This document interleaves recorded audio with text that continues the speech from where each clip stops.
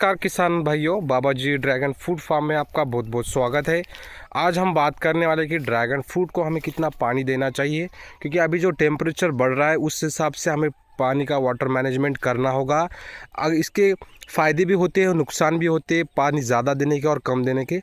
सारी बातें डिटेल में जानेंगे। आपको सिर्फ बातों की डिटेल पर गौर करना है और इस हिसाब से आपको पानी एडजस्ट करना है। देखिए, पानी मैं जितना बोलूँगा अगर उतना दोगे तो आपको बहुत ही बढ़िया डिफरेंसेस दिखेंगे पौधों की ग्रोथ में और पौधों की क्लैरिटी में। ठीक है। और कैसा होता है दोस्तों, जिस तरह की ज़मीन होती है उस तरह से हमें वाटर मैनेजमेंट करना पड़ता है। तो मैं जिस हिसाब से बताऊंगा उस हिसाब से आप एडजस्ट कर लेना कि भाई हाँ, हमारी इस तरह की मिट्टी है तो हमें इतना एडजस्ट पानी करना पड़ेगा। तो बहुत सारी बातें आपको अच्छे अच्छे पॉइंट्स बताऊंगा, उसको नोट कीजिए, उसको इम्प्लीमेंट कीजिए, आपको डिफरेंस बहुत बढ़िया दिखने वाले हैं। तो चलिए आज की वीडियो को शुरुआत करते हैं। अगर पहली बार चैनल पे आया तो चैनल को ज़रूर सब्सक्राइब कर लेना, अगर आप ड्रैगन फ्रूट से रिलेटेड और भी जानकारी जानना चाहते हो। तो चलिए आज की वीडियो की हम शुरुआत करते हैं। सबसे पहला पॉइंट कि ड्रैगन फ्रूट को पानी देने से पहले हमें जानना पड़ेगा कि किस तरह की मिट्टी है और उस मिट्टी को कौन कौन सी चीज़ें पानी, किस तरह का पानी देना पड़ेगा कि वो मिट्टी उसे मेंटेन रखे, नमी मेंटेन रखे। और जो हमारा जो हम फसल को खाद देते हैं वो लीच आउट ना हो।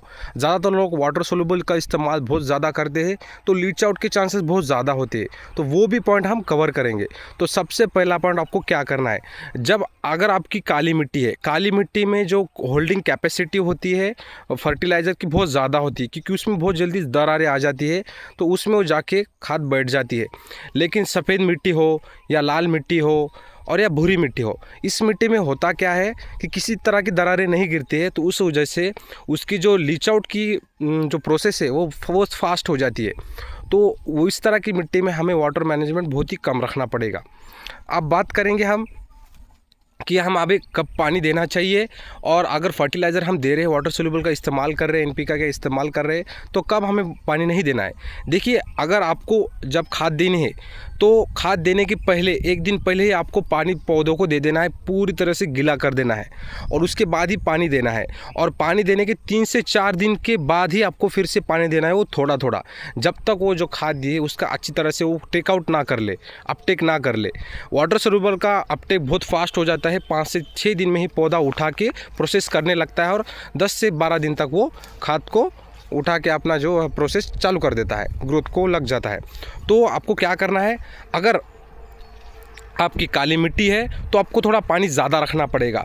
और वो कैसा मेंटेन करें, देखिए आपकी जो मिट्टी है वो उसमें भुरभुरापना होना चाहिए, जैसे कि टाइट नहीं होनी चाहिए मिट्टी। तो इस तरह का आप माहौल देख के पानी देते रहना है आपको। और जो भूरी मिट्टी है उसे रेगुलर 4 दिन को पानी देना ही पड़ेगा आपको, ज़्यादा नहीं, 3-3 घंटे आप दे सकते हो। 3 घंटे में अच्छा खासा भीग जाता है। और जैसे आपको लगे कि थोड़ी मिट्टी सूख रही है फिर से आपको पानी दे देना है। वो 1 दिन में सूखे या 2 दिन में सूखे, उससे हमें कुछ लेना देना नहीं है। जिस तरह का एटमॉस्फेयर होगा उस हिसाब से हमें मैनेज करना पड़ेगा। ऐसा नहीं कि 4 दिन हो गए चलो पानी दे देते, 5 दिन हो गए चलो पानी देते, ऐसा बिल्कुल नहीं करना है। आपको देखना है ज़मीन के नीचे जहाँ पर आपका पानी गिरता है तो उस जगह को आपको देखना है कि हाँ भाई नमी हट चुकी है तो पानी देना पड़ेगा। हर तीसरे दिन आपको नमी चेक करते रहना है और उस हिसाब से पानी एडजस्ट करना है। 4 घंटे बहुत होता है। अगर 8 लीटर का ड्रिपर है तो 8 त्रिक 24-25 लीटर, और 4 ड्रिपर का करीब 100 लीटर पानी बहुत ज़्यादा हो जाता है। तो उस हिसाब से आपको मैनेज करना पड़ेगा, बहुत ज़्यादा भी नहीं पानी देना है। ठीक है। अब जैसे कि मैंने बताया कि लीच आउट के चांसेस बहुत ज़्यादा होते हैं खाद में, तो उस हिसाब से आपको वाटर मैनेजमेंट एडजस्ट करना है। जब आपको खाद देनी है उसके 1 दिन पहले अच्छी तरीके से भिगो लेना है और उसके बाद ही आपको खाद देनी है। अब आप देख सकते हो अपने पौधों की हमारी क्वालिटी और पौधे की रंगत आप देख सकते हो, ग्रोथ भी बहुत अच्छी खासी चल रही है अभी, इन पौधों को देख सकते हो आप। तो ऐसे है कि आपको हर एक पॉइंट को नज़रअंदाज नहीं करना पड़ेगा, सारी चीज़ों को लेके चलना पड़ेगा। पानी आपको कम से कम 3 घंटे देना ही पड़ेगा, कम से कम। अब देखिए कैसा होता है, अभी यहाँ से टेम्परेचर बढ़ने लगता है, जैसे जैसे टेम्परेचर बढ़ने लगता है वैसे हमें पानी कम करना पड़ता है। और जैसे ही मार्च क्रॉस होगा उसके बाद आपका ग्रोथ के चांसेस बहुत कम होते हैं, ग्रोथ लेने के पौधे के। तो आपको सिर्फ अभी फरवरी और मार्च है, 2 ही महीने हैं, तो आप क्या करिए, एनपीके का ज़्यादा इस्तेमाल कीजिए। अभी इन 2 दिनों में कम से कम आपको 10 दिन को 1 एनपीके यूज़ करना ही करना है अच्छी ग्रोथ के लिए। और आपको पानी थोड़ा ज़्यादा रखना है। अभी लीच आउट होगा तो चलेगा थोड़ा बहुत, लेकिन आपको खाद भी थोड़ी ज़्यादा रखनी है, 1 से 1.5 किलो ज़्यादा रखिए पहले से, और पानी देते रहिए 4-4 दिन को।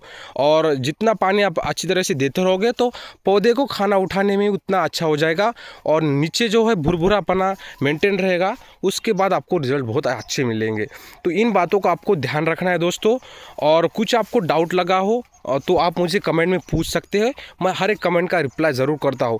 कुछ भाइयों का निमाटोड से रिलेटेड और कुछ क्या बोलते हैं बीमारी से रिलेटेड क्वेश्चंस थे, उसको मैं एक डिटेल वीडियो बनाऊंगा कि कौन से इसको कौन से ट्रीटमेंट देने चाहिए।